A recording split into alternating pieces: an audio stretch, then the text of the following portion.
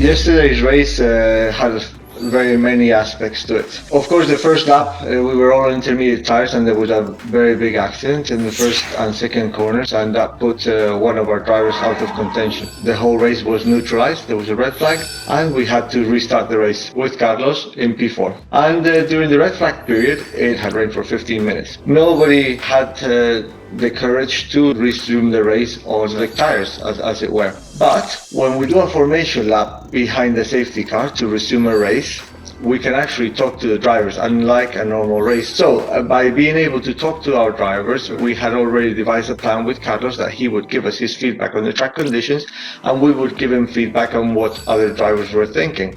And it was very clear early on that lap to the grid for us that the track was too dry for intermediate tires. At that point, we decided to come in, and so did most of the other drivers. Well, the implications of a very busy pit lane, especially on a narrow pit lane like the one at Budapest, is that you cannot release the car into the fast lane if there is another car on it. Of course, so that made our pit stop slower than Tsunoda, by which he could actually emerge out of the pits ahead of us.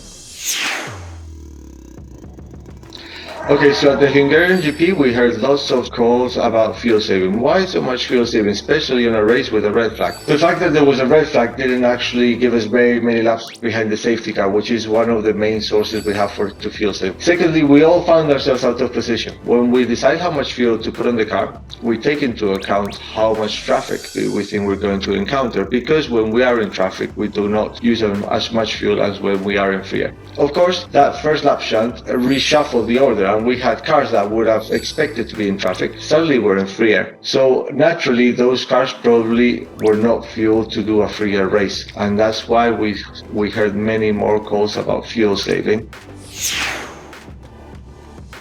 When it comes to a pit stop call, it is a joint discussion that we have with the driver from early on. We start by talking about plan A, plan B, plan C. After the race resumed from the pit lane, we find ourselves in P5, following two cars that we thought were slower. So we believe we were quicker than Latifi and Tsunoda, but we thought we could challenge the front runners. In this case, it was Vettel and Ocon. When it gets closer to the pit stop, we are also concentrated about who are we racing. Are we racing the car ahead? Do we want him to stop and get out of the way, or do we want to undercut him? And this is what happened with Carlos lap 20. He believed the tires on his car were in very good shape and that Tsunoda was struggling a lot. Tsunoda pitted the lap after, and we were able to actually continue in free air with our preferred plan. Okay, well, hindsight is a beautiful thing.